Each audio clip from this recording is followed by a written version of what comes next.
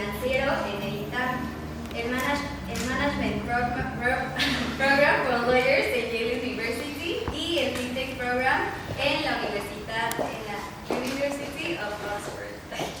Originalmente se graduó como licenciado en Derecho por el Centro Universitario Mexicano y desde entonces ha construido una carrera orientada a la innovación, la ética y la transformación del ecosistema jurídico y financiero.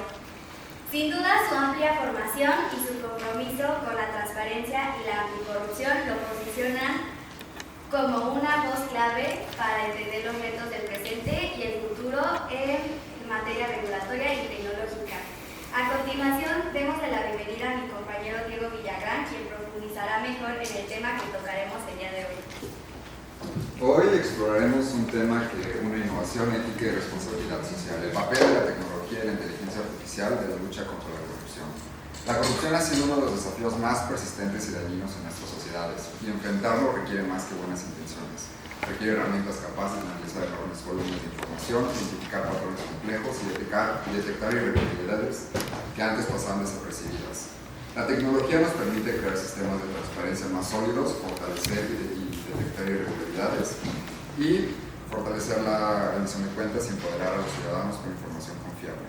Pero también nos invita a reflexionar cómo aseguramos que estas opciones se utilizan de manera ética y responsable, cómo equilibramos la capacidad de vigilancia con la protección de derechos y libertades. Lo que está claro es que si se aplican de manera estratégica, la tecnología y la inteligencia artificial no solo son herramientas de control, sino aliados poderosos que construyen sociedades más justas, transparentes y resilientes. Entonces, adelante Carlos, por favor, y gracias por tu tiempo.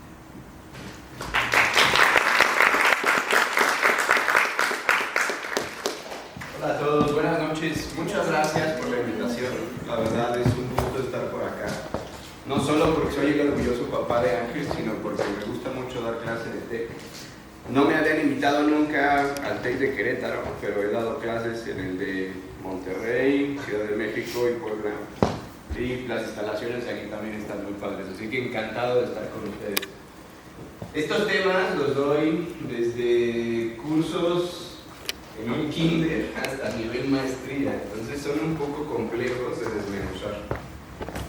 Trataré de hacer mi mejor esfuerzo, pero por favor, si de repente empiezo a hablar en arameo antiguo, que es una lengua romance muerta que ya no existe y nadie habla más que geeks como yo, por favor díganme, no estoy entendiendo nada, bájate al piso un poquito y explícamelo de nuevo. No hay preguntas malas, solo hay gente que no las hace. Entonces, por favor, tratemos de generar conversación. Además, esto es muy cercano, ¿no? El punto es que podamos platicar de todo lo que quieran saber de estos temas y aprovechemos el tiempo. Primero me gustaría iniciar con qué carajos es blockchain y qué carajos es inteligencia artificial. ¿Alguien tiene alguna idea remota de esto? Primero ya todos han usado ChatGPT seguramente para entregar las tareas del día de hoy, ¿no? Para resolver exámenes. ¿Qué es la inteligencia artificial? ¿Alguien me podría decir? Pues es como un programa que nos ayuda a resolver las problemáticas de una manera más sencilla, ¿no? Bueno. ¿Alguien tiene alguna otra opinión?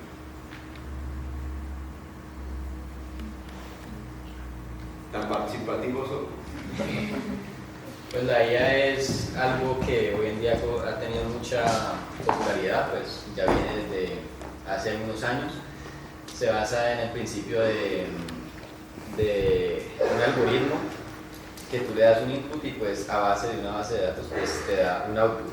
Pues hoy en día ya es usado con programas que tienen demasiados datos y pues machine learning. Okay. ¿Alguien opina de manera distinta? ¿No? Bueno, ¿qué carajos es blockchain? ¿Alguien sabe? ¿Qué se les ocurre? Pues cuando uno piensa en blockchain, lo primero que se le viene a la mente son las criptomonedas. Okay. Una idea vaga es pues muchísimas computadoras conectadas para verificar datos. Ok. Puede ser. En palabras muy sencillas, inteligencia artificial son estos sistemas o máquinas que lo que hacen es perseguir un objetivo y tratar de razonar como lo hacen las personas. Aunque es bien cierto que estamos lejos de eso, de una inteligencia artificial general, sí estamos a Sam Altman diría que meses de que eso suceda, pero a lo mejor un poco de un par de años. Entonces imagínense que son sistemas que lo que hacen es tratar de replicar el proceso cognitivo de cómo vamos desarrollando y generando soluciones. Entonces lo que se nos presenta es una especie de problema que tenemos que resolver. Y esa solución no la da un humano, la da un conjunto de herramientas prediseñadas para generar ante un input, ¿no?, un output específico. ¿Sí? Ahora, ¿qué es blockchain? La definición técnica es un registro distribuido entre pares, es decir, entre nosotros, que lo que hace es estar criptográficamente seguro, inmutable y trazable. Y aparte solo se actualiza a través de consenso. Y a lo mejor me van a decir, ¿qué carajos dijiste? Y tienen toda la razón, porque esas definiciones técnicas a veces no se entienden. ¿Alguien tiene un cuaderno que me preste? Entonces vamos a hacer un ejercicio práctico para explicar qué carajos es blockchain. Una hoja, lo que sea. ¿Que la puedo rayar? Sí. Me da pena con tu carpeta tan bonita.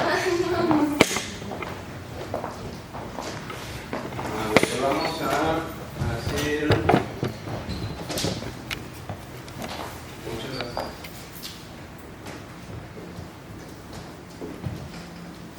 Hasta aquí, todos los que están de aquí para acá son un grupo y todos los de aquí para acá son otro, ¿vale? Puedes pasar y puedes pasar.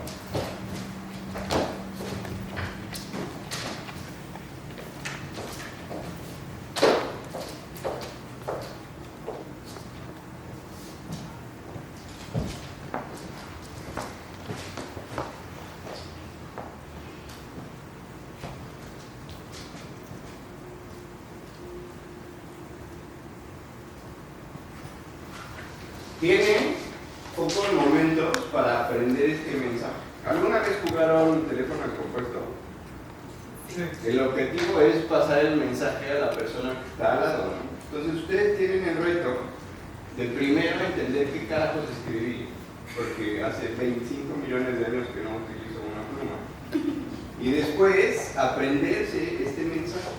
Y no se vale pensar en números random como 25, 48, 203, no, o sea, tienen que decir el mensaje que está escrito aquí y lo tienen que transmitir al oído de su compañero en tiempo real. ¿Okay? No se vale pensar en otra cosa, o sea, solo el mensaje que yo escribí, y por favor váyanlo pasando. Entonces ustedes van a hacer una primera cadena de bloque, el equipo A, y el equipo B es una segunda cadena de bloques. Imaginémonos que ellos son Bitcoin y ellos son Ethereum. ¿Claro? Transfiran el mensaje en voz baja que solo la persona de al lado escuche. Adelante. Y la persona última de ese equipo pasa rápidamente y me cuenta cuál es el mensaje. Por favor. Así como lo.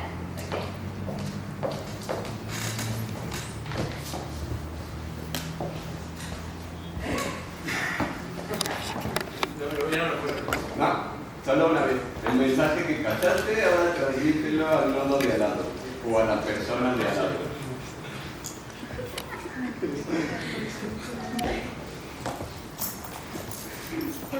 Sí, a la que sí, a la fila que sí.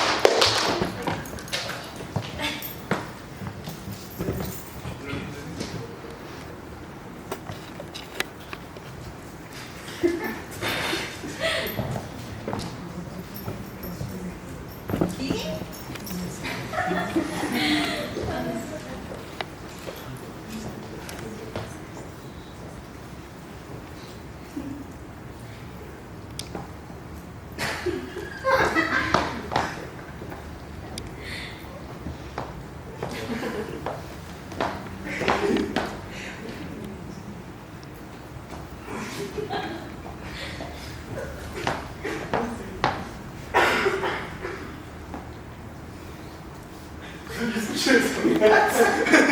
tiene que pasar. A ver, pásate. Pasa, pasa.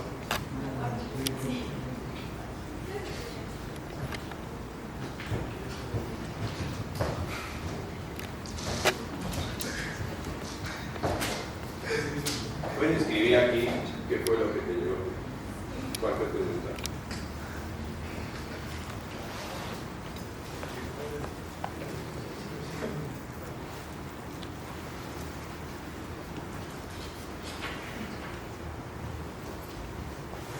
Y tú lo puedes escribir del otro lado.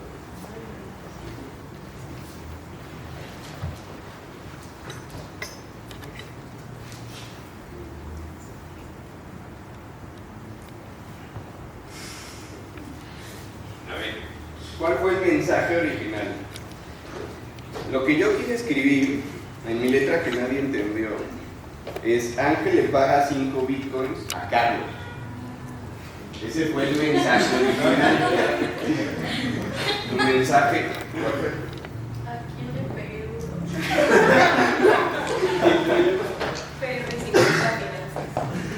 Pero en 50 finanzas. Gracias. ¿De quién es este? ¿De quién me lo prestó? Se lo paso. ¿Qué fue lo que acaba de pasar? Lo que acaba de pasar es cómo funcionaban las finanzas desde el medievo. Los Medici en aquel entonces sacaron una balita, se pusieron en medio de un mercado y empezaron a hacer banca. De ahí viene la palabra banca. ¿Y qué fue lo que pasó? Estos personajes lo que hacían era escribir en un registro información y luego pasarlo de generación en generación. ¿Qué pasaba ahí? Primero, la persona que seguía en esa cadena tenía el reto de entender qué carajos había escrito, ¿no? Porque como pueden ver, la letra no es tan sencilla. Yo tengo grifos muy particulares, hace 25 millones de años que no escribo y solo escribo en computadora, entonces ya ni siquiera sé cómo se agarra la pluma. Es más, me duele, no sé cómo lo agarro, pero cada vez que intento hacer algo me duele el dedo, ¿no? Y luego, ¿qué fue lo que pasó después? ¿Qué pasa si el registro se pierde? Pues ya no llega el mensaje, ¿no? Y no solo eso, entonces el banco que nuestros queridos amigos Medici estaban haciendo implota. Y entonces si ellos tenían apuntado un adeudo de la corona, mágicamente desaparece. O ¿qué pasa si tú decides, en vez de, ya no me acuerdo cuánto era, 50 bitcoins, agregarle un cero? Cambia completamente el sentido, ¿estás de acuerdo? Así se hacían los registros. ¿Eso qué tiene que ver con blockchain? Blockchain es la evolución de un sistema descentralizado. Eso quiere decir que cada uno de ustedes tiene una copia en su dispositivo que pueden consultar en tiempo real y en donde todos ustedes tienen que estar de acuerdo para generar cambios. Entonces, ¿cuál es la evolución de este registro? Yo puedo decir un Excel, ¿no? Y en ese Excel, entonces anotar estas operaciones. Pero ese Excel puede ser modificado igualmente que esto, ¿no? O sea, alguien puede entrar, hackear el sistema y hacer modificaciones. La evolución de eso es un registro distribuido o un DLT, así se llama el tipo de tecnología. Ese registro puede ser un Google Forms, en donde todos ustedes tienen el link, todos ustedes tienen permiso de edición, todos pueden entrar y pueden hacer modificaciones. Pero la evolución de eso todavía es un registro en blockchain. La gran diferencia con un DLT o con un Google Forms es que para hacer modificaciones, el 51% de la cadena o de los nodos o de las personas que están conectadas a mi red de blockchain tienen que estar de acuerdo en que se haga una modificación. Si esas personas no están de acuerdo, la modificación no se realiza. Y no solo eso, además, este registro es criptográficamente seguro. ¿Alguien vio la peli de Código Enigma? Sí. ¿Cómo va? ¿En qué sentido más? En general, ¿de qué trata? La película se trata de que los nazis pues, tienen una máquina que encripta los mensajes secretos. Entonces lo que hacen es que juntan un grupo de personas para tratar de descifrar el código enigma. Y a lo último descifran el código porque en el memo siempre decían como los buenos días y la fecha. A ver, pero entonces un poco de contexto, estábamos en una guerra mundial, los nazis iban ganando, entonces el grupo de aliados estaba pensando cómo tratar de interceptar los mensajes que se enviaban entre ellos para poder anticiparse a los ataques y entonces tratar de revertir los resultados de la guerra. Los nazis lo que hacían era encriptar la información, es decir, asignar una llave secreta que solo el emisor y el receptor conocían para generar o tratar de descubrir la información que decía. Entonces, por ejemplo, algo muy simple. Si yo tengo un enunciado, en vez de poner A, le voy a poner E a todas las palabras. Esa es la llave. Si no tienen la llave, no pueden descubrir el mensaje. Eso es que algo o que una información está encriptada. ¿Hasta aquí vamos bien?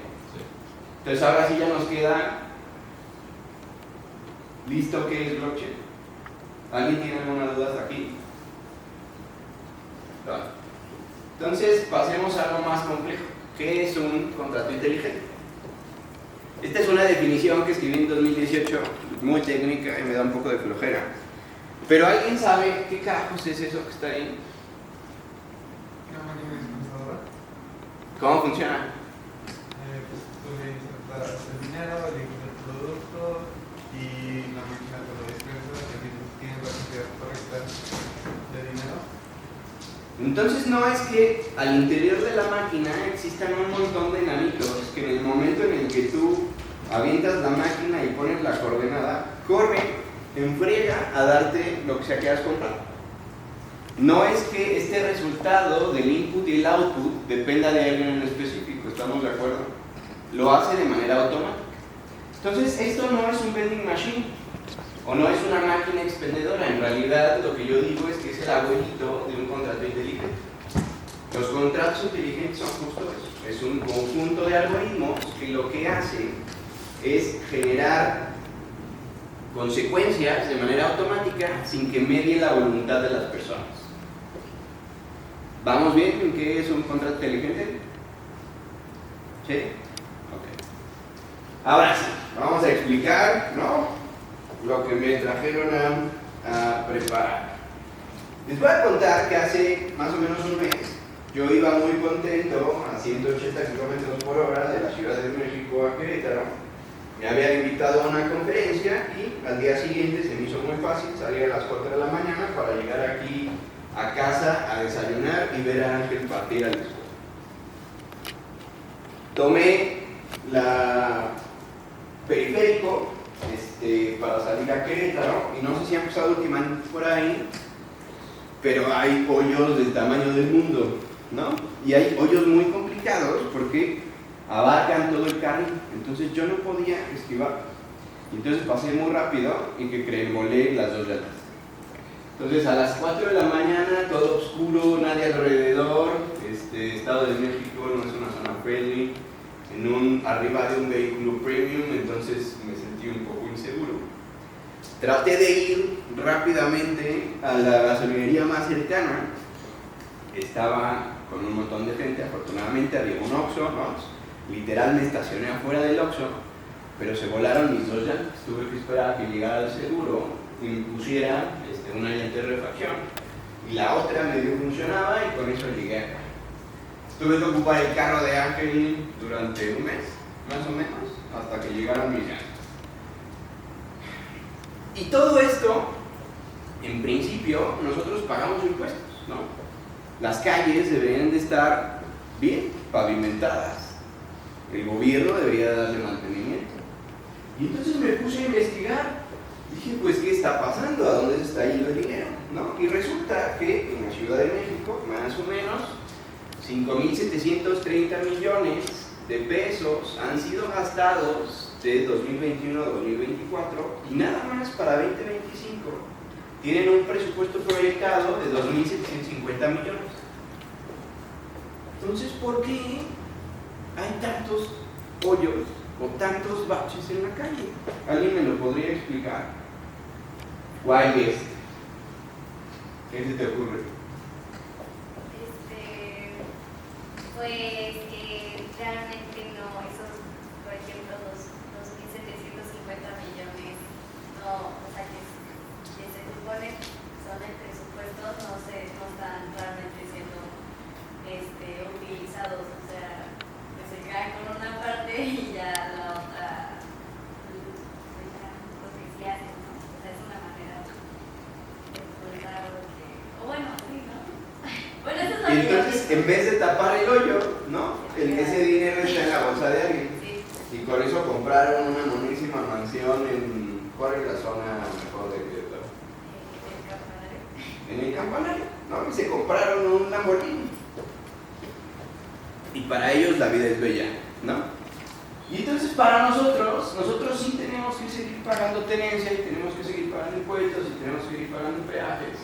Y entonces, ¿cómo podemos encontrar una solución usando las tecnologías que les acabo de comentar? Inteligencia artificial, blockchain y contratos inteligentes. Entonces coincidió que a la semana siguiente yo tenía que presentarme en el Senado de la mano de Meta ex Facebook, para presentar una propuesta de este estilo.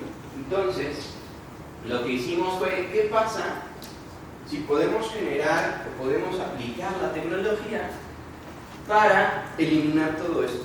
Porque en este momento lo que sucede es que nosotros pagamos impuestos, caen al gobierno en términos muy generales, es mucho más complicado, pero digamos que caen al gobierno, el gobierno presupuesta qué hacer con ellos, dispersa a las diferentes entidades y las entidades lo gastan en cosas que necesitan.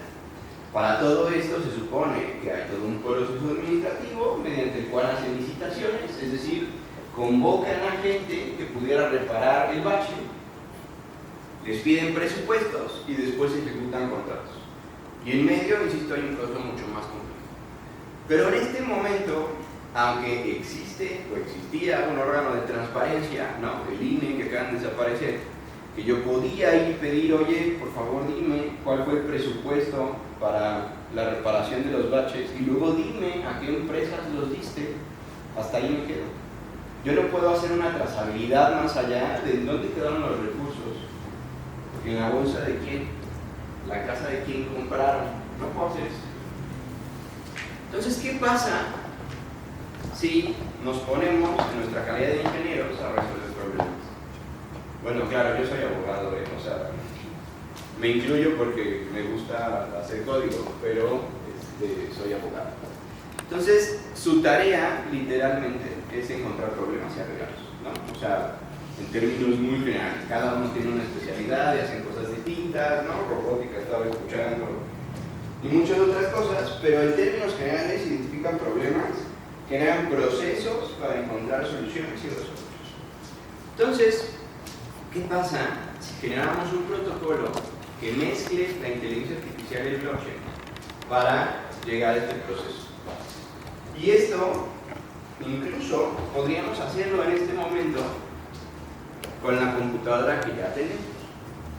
Cuando hay mucho más tiempo, ¿no? Me pongo a copiar literalmente en cuestión de 2 minutos todo el código fuente del programa de Compranet, que es un programa de gobierno que lo que hace es publicar las licitaciones. Ahora me dice Ángel que aquí como que el internet falla en este salón específico, no, entonces no lo voy a hacer porque no va a tener internet. Pero podría hacerlo. Y no es que yo tenga capacidades sobrehumanas de generar código, más bien es que tengo herramientas que son LLMs o que son inteligencias artificiales de lenguajes amplios con los que puedo platicar con ellos literalmente y decirles que copien el código fuente y que reproduzcan el sistema. Y no solo eso, una vez que crean el sistema, yo podría decirle qué modificaciones quiero que se hagan, incluso la creación de contratos inteligentes a través de la blockchain. ¿Hasta aquí vamos bien? ¿Sí? Entonces, ¿qué pasaría si yo creo estos agentes de inteligencia artificial generativa o AI agents, agentic agents, en donde creo a un agente específico que su única tarea sea generar licitaciones, publicar las bases. Entonces, tengo un problema que es en la Ciudad de México, en el trayecto específicamente de México a Querétaro, hay está periférico, y sobre periférico hay N cantidad de baches. Ese es mi problema. Y entonces lo que necesito, lo que la IA genera, es todos los requisitos de las personas que pueden venir a generar ese proceso. E incluso la IA puede generar a través de cálculos estadísticos cuál es el presupuesto que se necesita para arreglar. Entonces todo eso puede venir en la base de datos de la licitación. Luego, puedo decirle a un humano que es la persona que está en la administración pública y que está encargado de esta licitación, que confíe en lo que la IA está determinando. Entonces la IA no solo va a crear la licitación conforme a las reglas que platicamos, sino también va a generar todo el proceso de decisión. Es decir, puede tener subagentes que lo que hacen es creamos un agente que esté especializado solo en validar que la empresa existe. Creamos otro agente que esté especializado en validar que tiene una cuenta en algún banco reconocido. Creamos otro agente que esté especializado en conectarse a RENAPO y validar la identificación oficial del representante legal. Creamos otro agente que su única función sea validar el contrato que se va a generar. Y entonces podemos tener una especie de agente orquestador que lo que hace es pedirle a subagentes especializados que generen acciones en ciertos procesos, el input y el output que esperamos. Una vez que esto sucede así, podríamos decir que el agente, que es la persona encargada de la licitación al interior del gobierno, de lo que se va a encargar es de correr el proceso y de esperar a saber cuál es la decisión de este agente. A quién de todos los postores que presentaron y todas las ofertas, primero quién tiene su documentación completa, después cuál es la oferta económica más atractiva, quién cobra menos por arreglar el problema, y luego quién tiene la mejor tecnología para resolverlo. Todo eso lo puede determinar un agente, al que le damos la instrucción de, con base en las reglas de la licitación, esperar ese input de los diferentes postores y arrojar un output, que es la decisión de a quién contratar. Esa decisión se la va a pasar a la persona humana que está a cargo del proceso de licitación al interior del gobierno, y el humano toma la decisión de a quién contrata. Si el humano decide que va a contratar a alguien que no recomendó la IA, entonces tiene que justificar su respuesta. La IA detecta que el humano genera una respuesta distinta y de manera automática, a través de otro agente, le manda un link con la noticia de en la licitación pública para arreglar los baches en la Ciudad de México, esta persona, el agente público, decidió contratar a alguien a quien yo no recomendé, y la justificación es esta. Entonces se la manda a una cadena de periodistas cuya chamba es investigación, para asegurarse de que esa decisión está debidamente fundamentada. Hasta aquí vamos bien. Eso resuelve el primer problema, ¿no? Que es la capacidad que tiene la persona de generar acciones que no van conforme al derecho o que son para comprar una casa en el campanario, ¿no? En su Lamborghini al lado. ¿Sí? ¿Todo bien? Pero eso no resuelve el problema de la trazabilidad. Entonces, ¿qué pasa si este moderador imparcial además le damos una conexión vía API con alguna red de blockchain?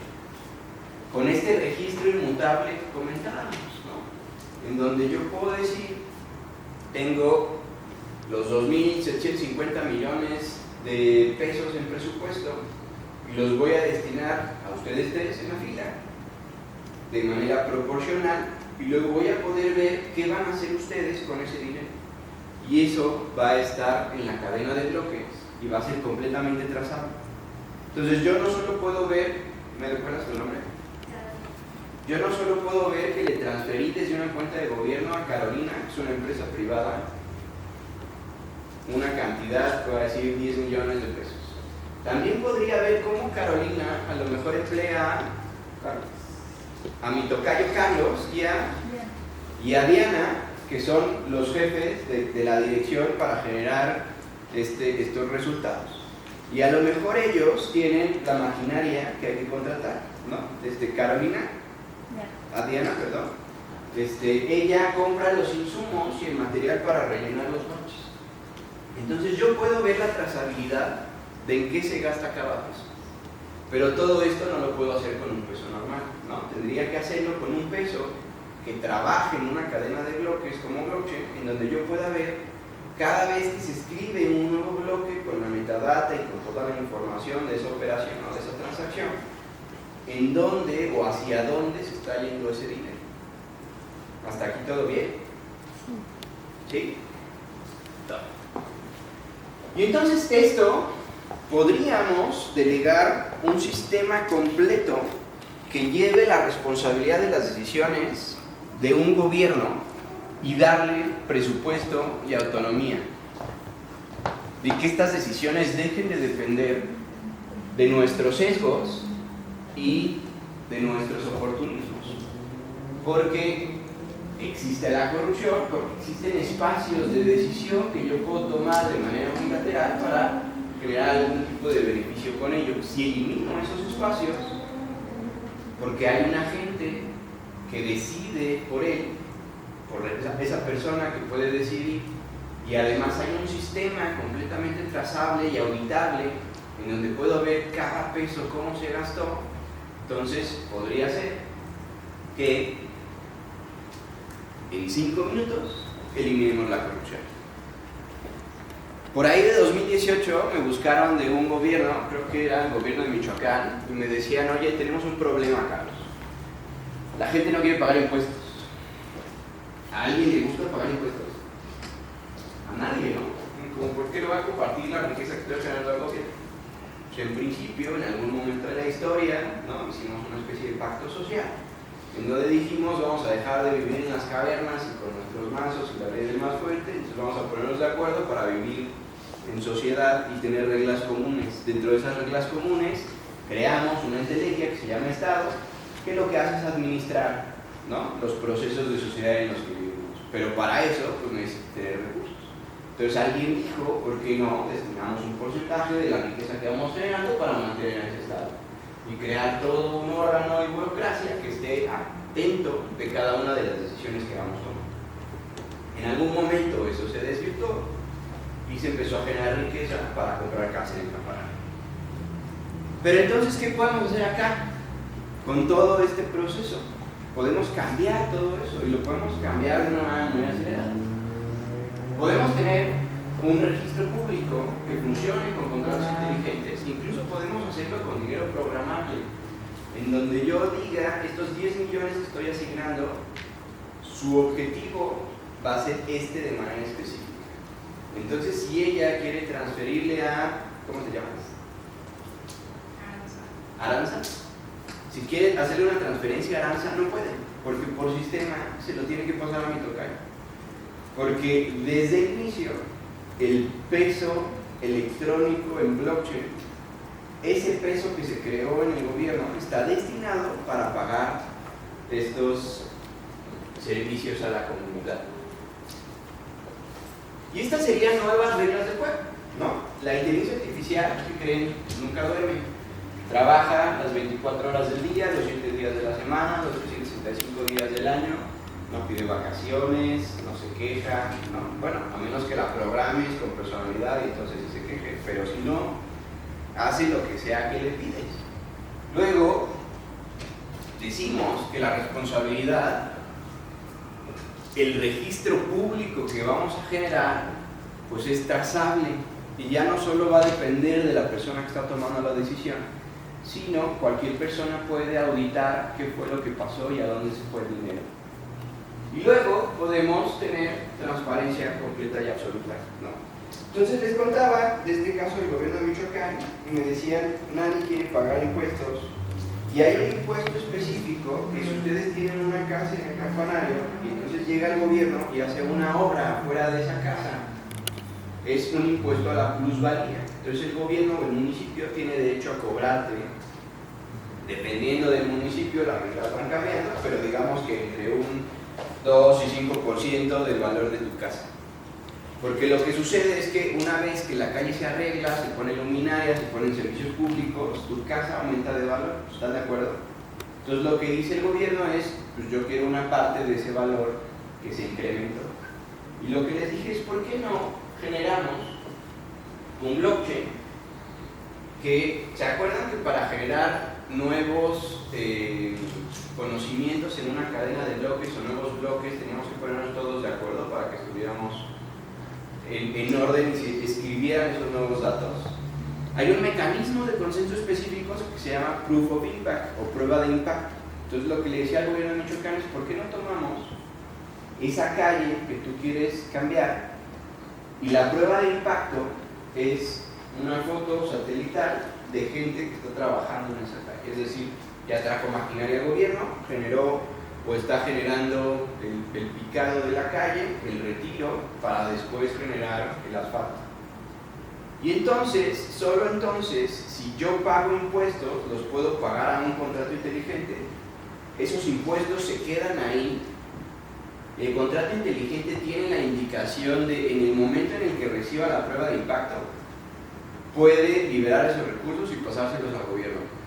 Si no recibe la prueba de impacto, es decir, nadie está haciendo nada en la calle, solo me cobraron impuestos por cobrármelos, el contrato inteligente me regresa los recursos al tiempo pactado, digamos un año, ¿no? Para darle chance al gobierno que haga algo. Así ustedes pagarían impuestos, saben exactamente a dónde se fue el dinero que ustedes pagan.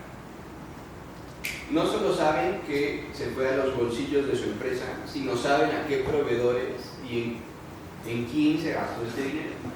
Esto no es tecnología que estemos sacando del futuro, ¿no? O sea, esto ya existe. La primera licitación pública en México se hizo hace 2 gobiernos, en el gobierno de Enrique Peña Nieto.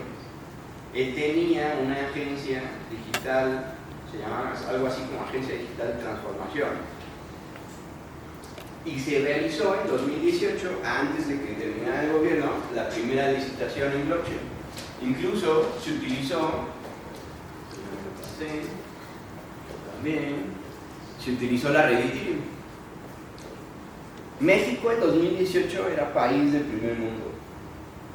Esto ni siquiera había sido implementado en Estados Unidos, en Singapur, en Londres, pero ya estaba siendo probado en México. De repente cambió el gobierno, ¿no? Regresamos años luz en estrategia digital y ahora seguimos pensando en registros en papel. Pero esto ya había pasado. Entonces, en un contexto en donde queremos generar un cambio positivo, pues podemos ocupar herramientas tecnológicas. Estas herramientas tecnológicas pueden potenciar nuestras capacidades, para bien o para mal, ¿no? Este grado de bondad o maldad no lo tiene la herramienta, lo tenemos nosotros que somos los que lo ocupamos. Y si nosotros lo ocupamos para crear este tipo de soluciones, entonces podemos crear un México que sea diferente y un México en donde el dinero de los impuestos de verdad se vaya a los fines para los cuales se supone que tiene que ser utilizado. Estos errores en los sistemas o en la administración pública podrían estar desapareciendo de manera paulatina, siempre y cuando empoderemos a los funcionarios que están detrás de la toma de decisiones con todas estas herramientas y empoderemos al ciudadano para ver de manera transparente cómo se tomó esa decisión y cuál fue la trazabilidad de los recursos. Y lo único que esto tiene es voluntad política. Claro, cuando yo le propuse al gobierno de Michoacán esta solución, ¿no? Los aterró porque pues, era una transparencia completa y absoluta. Y la transparencia, hay veces, si no estás del lado correcto, ¿no? Da miedo y paraliza. porque yo no quiero que la gente vea que me estoy comprando mi casa. En este momento, el dinero y todos los recursos que platicamos, no sé en dónde carajos están. Se generan múltiples baches en el trayecto de Ciudad de México para acá. Y ni siquiera para acá, o sea, más bien en lo que termina Ciudad de México y Estado de México, inicia la carretera y es otra cosa, ¿no? Es una belleza y ya no hay baches. Pero en este momento parece que hay un hoyo negro que succiona todos estos recursos y no tenemos capacidad de determinar con exactitud a dónde terminaron esos recursos. Si montamos toda esta tecnología, lo vamos a poder materializar y vamos a poder auditar y vamos a poder llegar a dónde están los recursos. Eso era la presentación. ¿Alguna duda? Me dijeron que tenían que dejar como 20-30 minutos de dudas, así que cuéntenme. Bueno, primero agradecerle mucho por todo lo que nos está, la forma en la que nos está contando esto, creo que es una forma bastante entendible y práctica en la que nos ejemplifica y entendemos, pero tenemos ciertas dudas con las que queremos empezar. Por ejemplo, tenemos una de cuáles serían los principios o los principales retos éticos que implica el uso de la inteligencia artificial en la vigilancia o auditoría de los procesos públicos, como los que nos presentan. Y es una pregunta súper interesante, porque para empezar tenemos que alguien crea la inteligencia artificial, ¿no? No es que de repente mágicamente salga de la nada y haya un ChatGPT que se generó espontáneamente. Alguien programó todo eso. Entonces nosotros tenemos ciertos sesgos, tenemos ciertos prejuicios, y esos prejuicios y sesgos o conocimiento limitado se lo pasamos a la IA. Y luego esa IA es la que tiene que tomar decisiones. Entonces, ¿dónde queda esa línea entre las cosas que éticamente debe decidir o las que no? Y les pongo a lo mejor un ejemplo mucho más práctico desde la perspectiva financiera. ¿Qué sueño tienes en este momento? Terminar mi carrera. Ok. Y terminar tu carrera, pues el TEC sale caro, ¿no? Entonces, imaginémonos por un momento que tú tienes que pagarla. Y tú tienes que obtener o generar esos recursos. Pero como no los tienes en este momento, vas y solicitas un crédito. Yo podría entrenar a un algoritmo, llámale automatización de procesos, llámale machine learning, llámale inteligencia artificial generativa, en donde le ponga ciertos parámetros para la toma de decisiones. Pero, ¿qué crees? Yo soy una financiera. Y como financiera, en mi experiencia, he visto cuál es la zona más pobre de Querétaro.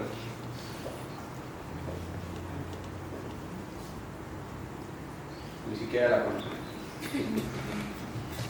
Por ahí no pasamos.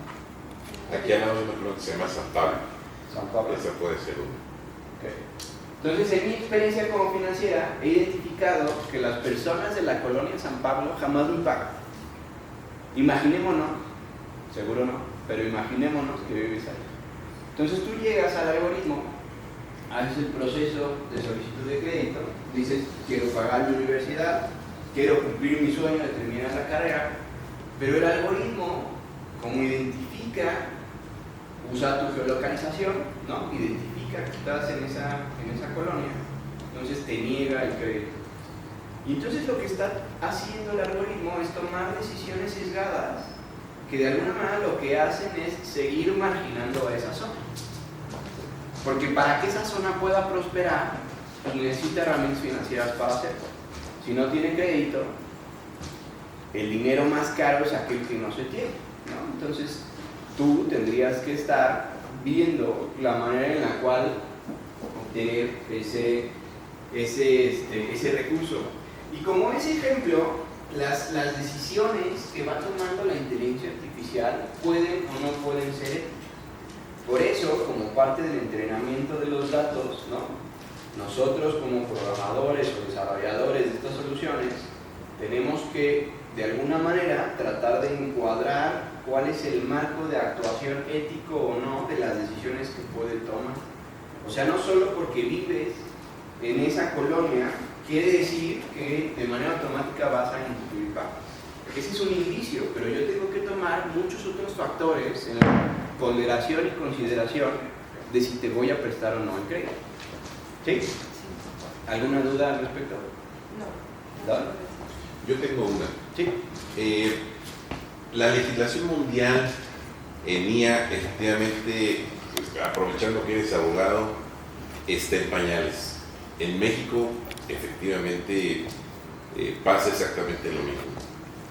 Comparto contigo, comparto con todos los muchachos, que efectivamente en el Congreso que acaba de salir, los diputados, uno en particular, trató de legislar algún tema y está ahí perdido entre tantas iniciativas de los diputados. Hoy tenemos efectivamente ciertos elementos de guía, como las hizo en particular aquella que regula la inteligencia artificial. Pero me parece muy interesante la pregunta de Alondra, porque efectivamente, si bien hoy tenemos, tú señalas que podemos tener nosotros mismos esa regulación para estos conceptos, para esta programación, no caeríamos igual en un punto específico como lo que queremos evitar, del sesgo en donde una persona en particular todo lo puede decidir, si es a la izquierda, si es a la derecha. Finalmente esa programación también puede, insisto, si se genera en base fíjate, esto es interesante, a una persona o a un partido político, tener obviamente ese sesgo que tú mismo llamaste. ¿Qué opinas sobre esto, Carlos? Fíjate, en este momento hay algo así como 52 iniciativas para generar algún tipo de regulación. Y lo que hemos visto a nivel internacional es que el legislador o el regulador tiene tres perspectivas de la tecnología o de la innovación. La primera es, no tengo idea qué es lo que está pasando, no la entiendo, la prohíbo. La segunda es, todavía no es tan relevante como para preocuparme y hacer algo al respecto. Entonces, el día de mañana que la IA empiece a generar decisiones con más impacto económico, entonces pienso hacer algo al respecto, pero en este momento no es relevante.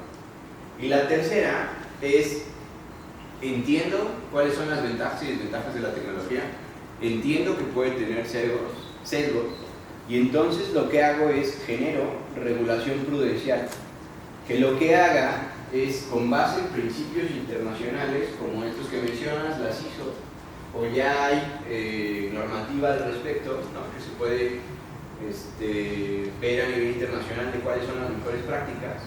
Con base en eso, genero una regulación de cuál es el uso y el impacto de la inteligencia artificial.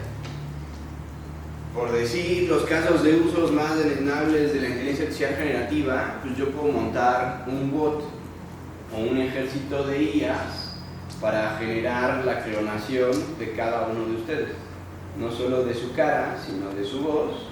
Y con eso, por ejemplo, montar un ejército de IAs que estén conectadas de manera directa a WhatsApp para hacer conversaciones con sus seres queridos, porque en este momento alguno de ustedes se conectó, por ejemplo, a la red de TEC.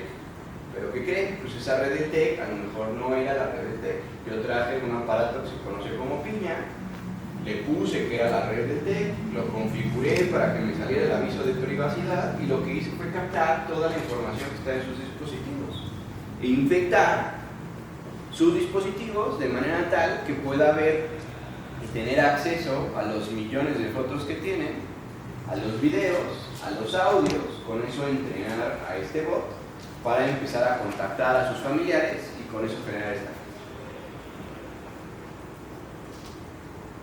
Y entonces yo como regulador o legislador lo que tengo que ver es que la inteligencia artificial puede ser usada para cosas que no son buenas. Y entonces lo que tengo que proponer son estos principios que permitan de un lado generar innovación y que esa inteligencia artificial se use para cosas buenas, pero restringirla cuando se usa en cosas malas. ¿Sí? Gracias. ¿De qué? ¿Alguna otra duda? Bueno, igual hicimos organizamos preguntas alrededor del grupo, en donde mis compañeros plantearon algunas dudas. Mi compañera Diana pues le va a hacer alguna de ellas. Bueno, pregunta Susi Moreno. ¿Qué riesgos implica el utilizar inteligencia artificial y el blockchain? ¿Por qué los utiliza? La inteligencia artificial, los riesgos creo que... Para que te identifiquen. De la inteligencia artificial creo que ya hablamos un poco de los riesgos. De blockchain hay otros riesgos que se van generando.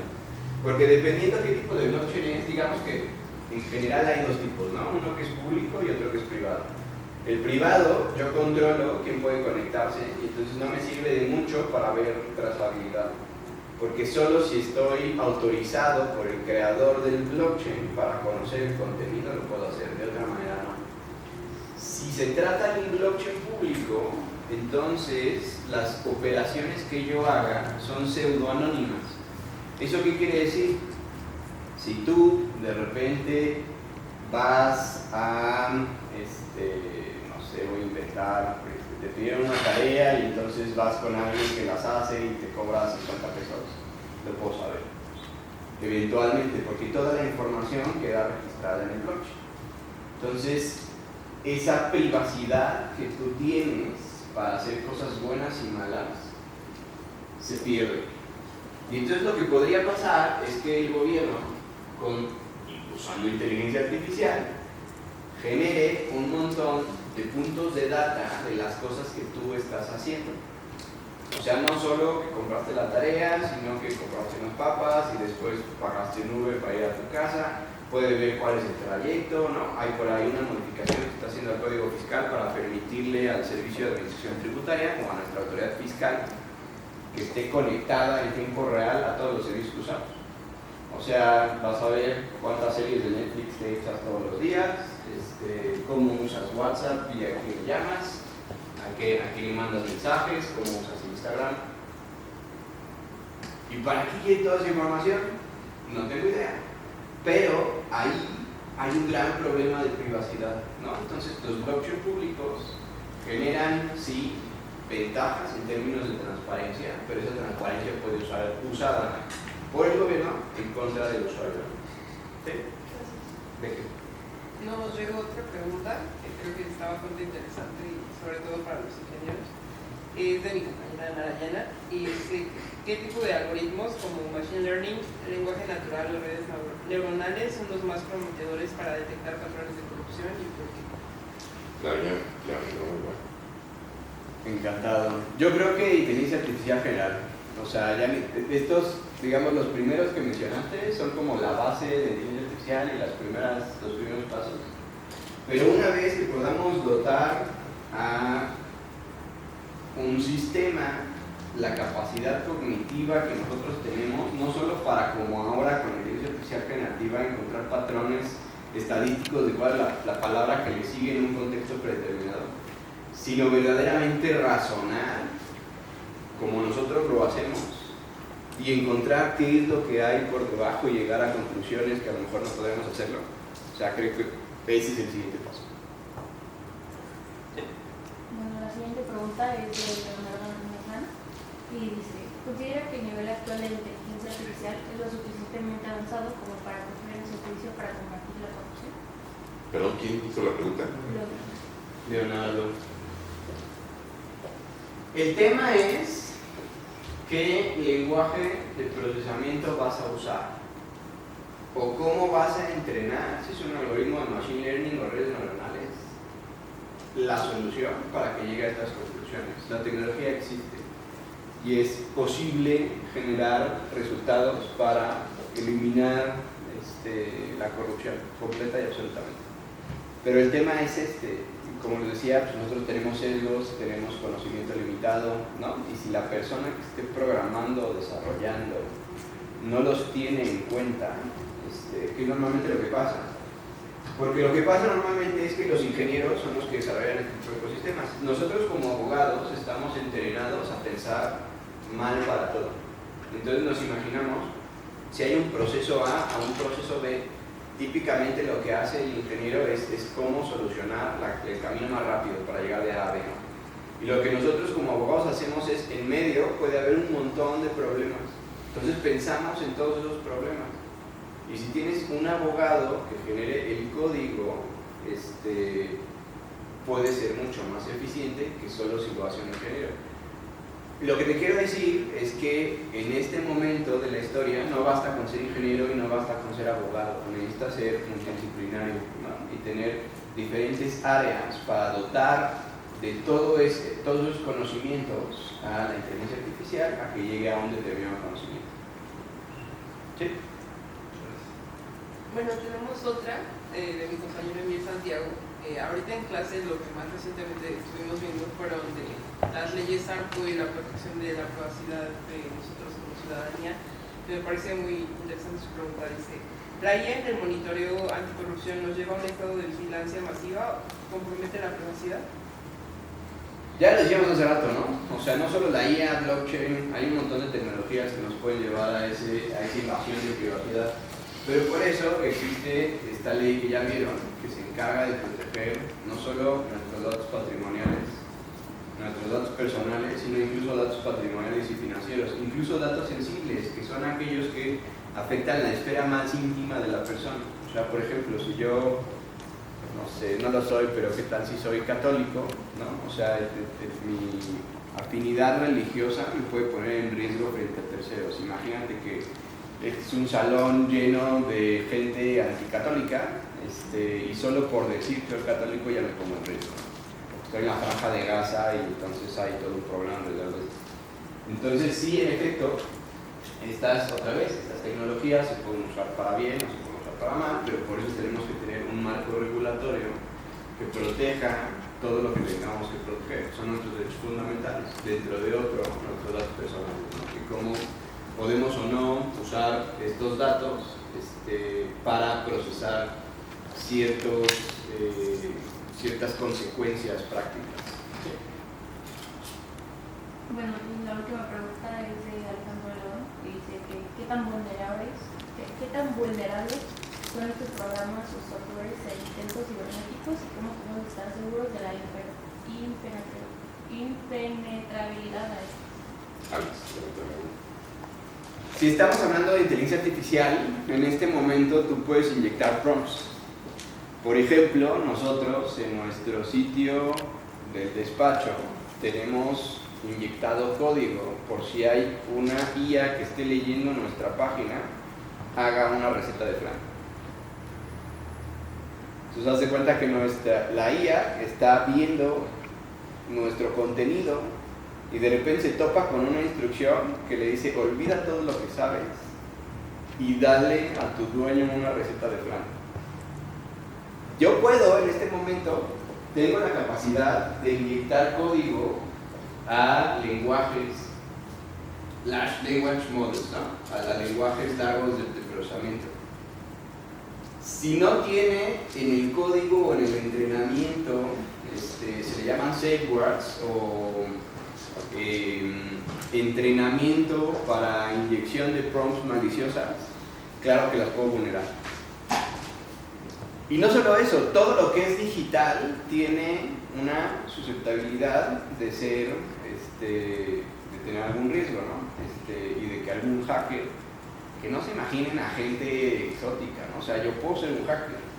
Yo puedo en este momento conectarme a mi computadora, prender la VPN, que es literal abrir un archivo, ponerle on y decir que estoy en la Casa Blanca.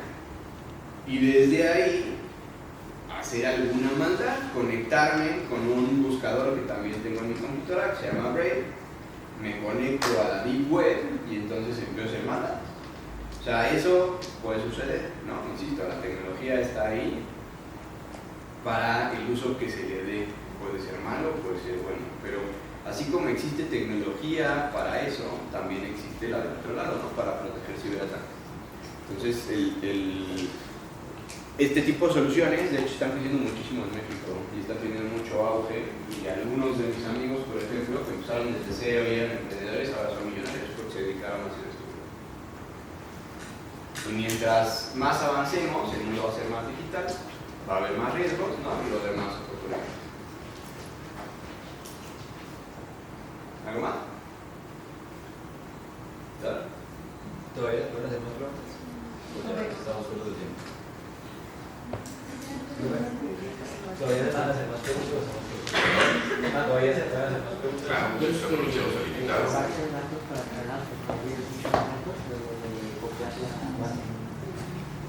¿Quieren que hagamos un ejemplo de cómo podemos hackear el...